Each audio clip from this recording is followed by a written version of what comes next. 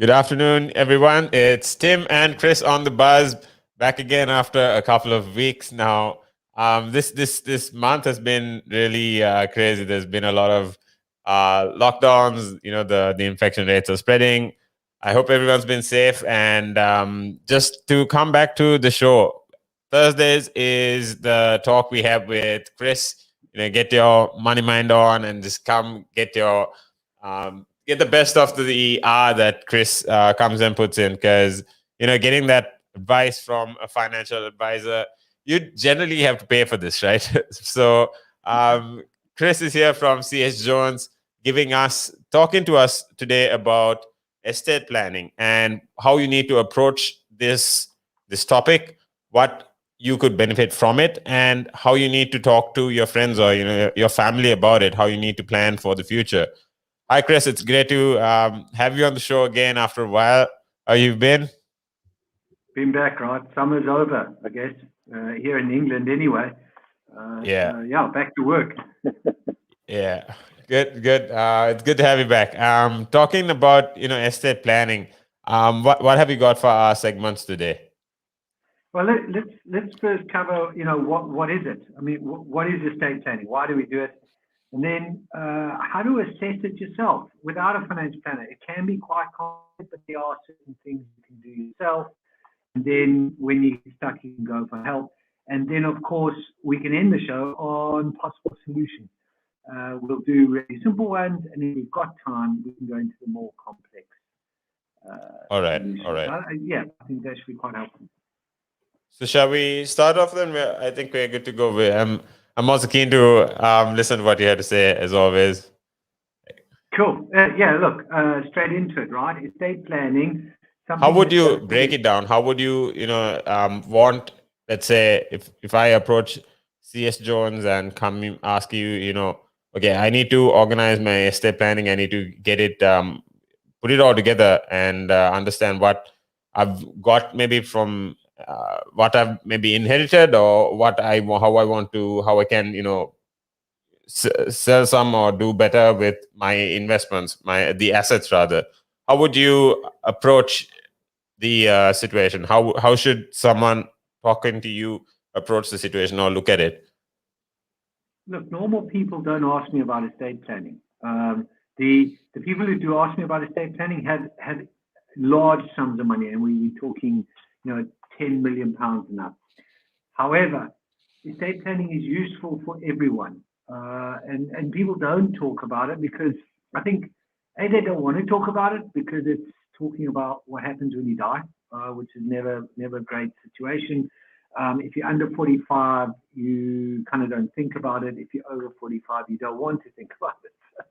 It's kind of a bit of an issue there. However, you should be discussing it because estate planning here in the UK revolves around inheritance tax, which is quite a heavy tax. It's 40% of your assets above £325,000. So what they're saying is, and this gets into what it is if your whole estate, which is all your assets, less all your liabilities, if we go back to those earlier accountancy equations, whatever your net balance is, if it goes above £325,000, anything above that is going to be taxed, and it's going to be taxed at 40%, which is a massive amount, right? People say, Yeah, "Well, I don't have that much. My estate's not that valuable." Well, most people's properties here in England take them into an estate dutiable event. When they die, the house gets sold, and suddenly their beneficiaries are paying this money out. So they don't get what they want. And remember this as well, just as a quick interlude. If there is estate duty or inheritance tax owed on the estate doesn't get paid out until that tax is paid.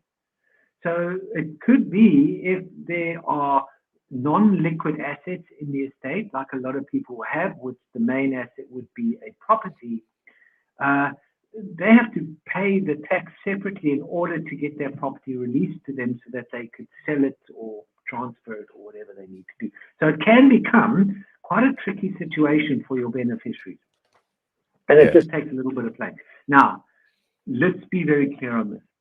Inheritance tax is a voluntary tax, meaning if you owe it, you have to pay it. However, HMRC and the UK government have made it very clear that if you do a little bit of planning ahead of time, you can mitigate this tax quite legally and, within the system. And so, because it helps the government. If you plan correctly to pass on your assets to other generations, those generations will benefit. Hopefully not relying on the government as much. So what did you say? What did you say the tax was on inheritance, Chris? So inheritance tax, it's a 40% tax, flat rate, on anything above £325,000. That's quite a bit. I mean, that's almost half of it, right? Well, so you get £325,000 for free to pass on. There's no tax on that. Anything above that is 40%. It is quite a bit. Now, everyone gets the £325,000. So what you can do with a husband and wife, for instance, is you can combine it. So on the first death, you can have £650,000. However, then on the second death, there's no tax-free portion, right? Yeah. Okay. Also, if you your main beneficiary is your spouse in a civil marriage or in a normal marriage, then there's no inheritance tax on anything that can get passed for free. However, if it's to your children, there's inheritance tax, and of course, to anyone there's inheritance tax. So you need to make sure that the planning on this, and the appropriate time to claim for this is when you do your will. So you sit down and you do your will and you say, okay, how is my wishes for when I die going to affect the sums I'm going to pass to people in a tax way? Because if we can do it tax efficiently, i.e. they get more money from you, that's better. And also, mainly what we do around planning is to make it easier, to lessen the burden on your beneficiaries. Because most people say, well, I don't care how much they get. Yes, we'll pay the tax, that's fine. And I said, well, hang on, you're going to make it difficult for them as well. And then they kind of think, well, maybe we should make it difficult to do a few planning. But, so if you were to approach this situation or where you're investing or you're inheriting, land worth over, let's say, £900,000, what would you, how would you approach the situation, or how would you prefer to have, given it on if you were the one passing it on? Well, look, I mean, if you're the beneficiary, you generally don't have a choice just to cover that off, and you will receive the funds after the tax is paid, because that's done through what we call probate and the solicitors do it. It depends, exactly right. It depends on what assets you're passing. I think we'll go into a few of those because it can get quite complicated. If you've got just empty land and things like that, there's certain reliefs that can be taken into account. If you've got company shares or you own your own company and you want that passed on, then things like trusts may work. There's also what we term business relief, which is if someone sold the business and then they've got this money, as long as we've done the planning for it, that can get passed on without estate duty as well. Now, estate duty also affects people who don't live in the UK, but have assets in the UK. And I'm not talking about shares or unit trusts. I'm talking about someone who has a house in London, as an example. That could fall into the UK inheritance tax trap. We use this technical term, it's called situs assets. Basically what that means is that the tax office looks at where the assets are situated, the site of where they are. So if I, as an example, I move back to South Africa, and I'm living in South Africa, and I'm no longer domiciled or connected to the UK now, any other way other than I've got a property here. When I die, that property becomes or falls into the net of the inheritance tax.